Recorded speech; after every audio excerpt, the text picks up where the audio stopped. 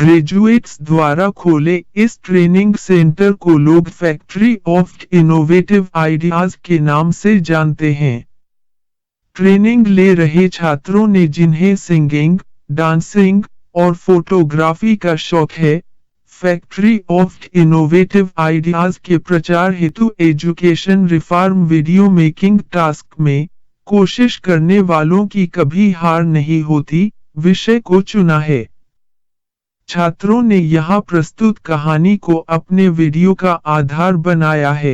Extra curricular activities skills की training के लिए किसी भी स्कूल के क्लास 6 से 12 के छात्रों को 3 माह के सत्र वाली short term job skills course में एडमिशन दिया जाता है।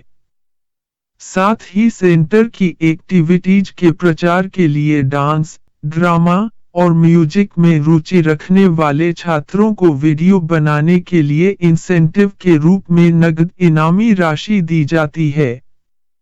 इससे ट्रेनिंग सेंटर में लोगों की अच्छी चहल पहल रहती है और सेंटर का प्रचार भी होता है। ट्रेनिंग ले रहे छात्रों ने जिन्हें सिंगिंग, डांसिंग और फोटोग्राफी का शौक है, सेंटर के प्रचार हेतु education reform video making task में कोशिश करने वालों की कभी हार नहीं होती विषय को चुना है। छात्रों ने यहाँ प्रस्तुत कहानी को अपने वीडियो का आधार बनाया है। प्रस्तुत वीडियो में ट्रेनिंग सेंटर के छात्रों को रूरल बेस्ड उद्योगों को लगाने के लिए मोटिवेशनल आइडिया कैसे आता है, इसके लिए एक कहानी को आधार बनाया है।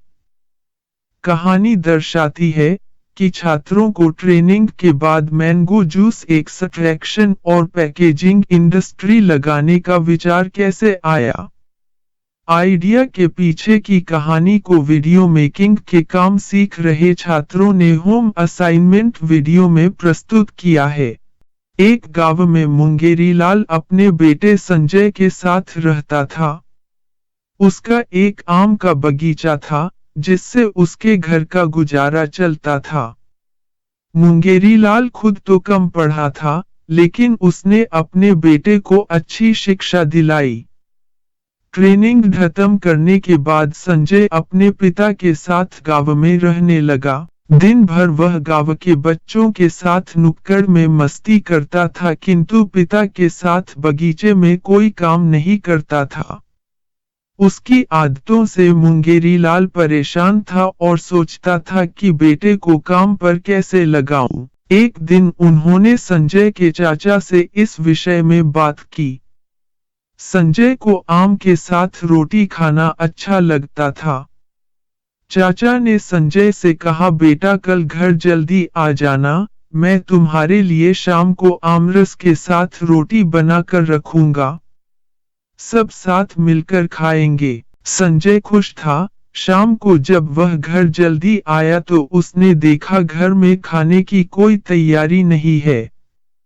बर्तन खाली पड़े हैं, पिताजी और चाचाजी भी नहीं हैं। संजय उनकी खोज में बगीचे में गया। वहां उसने देखा कि आम के झाड़ के नीचे खाली बर्तन रखे हैं। संजय के पूछने पर चाचाजी ने बताया कि वे झाड़ से आमरस के टपकने का इंतजार कर रहे हैं।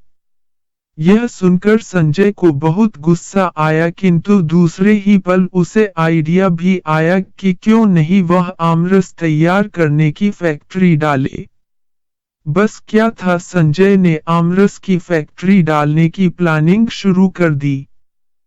पिताजी और चाचाजी खुश थे कि आखिर उनकी कोशिश रंग लाई और उन्होंने संजय को खेत में काम करने के लिए राजी कर लिया। इसीलिए तो कहते हैं कि कोशिश करने वालों की कभी हार नहीं होती। असफलता एक चुनौती है, इसे स्वीकार करो। क्या कमी रह गई है देखो और सुधार करो। जब तक ना सफल हो नींद चैन को त्यागो तुम। संघर्ष का मैदान छोड़कर मत भागो तुम, संघर्ष का मैदान छोड़कर मत भागो तुम। कुछ किए बिना ही जय जयकार नहीं होती, कुछ किए बिना ही जय जयकार नहीं होती। कोशिश करने वालों की कभी हार नहीं होती, कोशिश करने वालों की कभी हार नहीं